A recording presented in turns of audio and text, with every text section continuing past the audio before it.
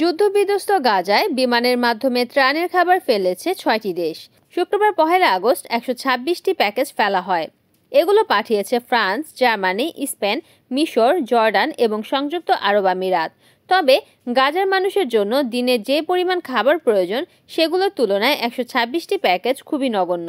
ইসরায়েলের প্রতিরক্ষা বাহিনী আইডিএফ জানিয়েছে শুক্রবার ৬টি দেশকে তারা গাজায় খাদ্য সহায়তা ফেলতে দেয়। ফ্রান্সের প্রেসিডেন্ট ইমানুয়েল ম্যাখো সামাজিক যোগাযোগ মাধ্যম এক্সে দেওয়া এক পোস্টে এই যৌথ উদ্যোগের জন্য জর্ডান, আমিরাত এবং জার্মানিকে ধন্যবাদ জানান। তবে তিনি সতর্ক করে বলেন, শুধু বিমান থেকে ত্রাণ ফেলা যথেষ্ট নয়।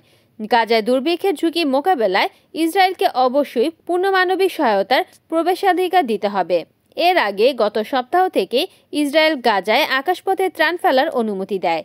তবে বিভিন্ন মানবাধিকার ও ত্রাণ সংস্থা এই পদ্ধতির সমালোচনা করেছে। তাদের মতে এটি ব্যয়বহুল, অকার্যকর এবং ঝুঁকিপূর্ণ। জাতিসংঘের ফিলিস্তিনি শরণার্থীদের সাহায্য সংস্থা UNRWA এর প্রধান ফিলিপ লাজারিনি বলেন, গাজায় একটি ট্রাকে করে সহায়তা পাঠাতে যে পরিমাণ অর্থ খরচ হয়, বিমান দিয়ে সেটা করলে ১০০ গুণের বেশি অর্থ লাগে। এছাড়া বিমানের চেয়ে ট্রাক দ্বিগুণ ত্রাণ পরিবহন করতে পারে। তাই বিমান থেকে খাদ্য ফেলাকে অপর্যাপ্ত ও অকার্যকর হিসেবে অভিহিত করেছেন। লাজারিনি জানিয়েছেন, গাজা সীমান্তে ত্রাণ নিয়ে ৬,০০০ ট্রাক অপেক্ষা করছে, কিন্তু দখলদার ইসরায়েলের কারণে সেগুলো প্রবেশ করানো যাচ্ছে না। ইসরায়েল গাজায় প্রবেশের আগে সবগুলো ট্রাক পরীক্ষা করতে চায়। Desk news, Kamruzzaman Kamrul, NN TV।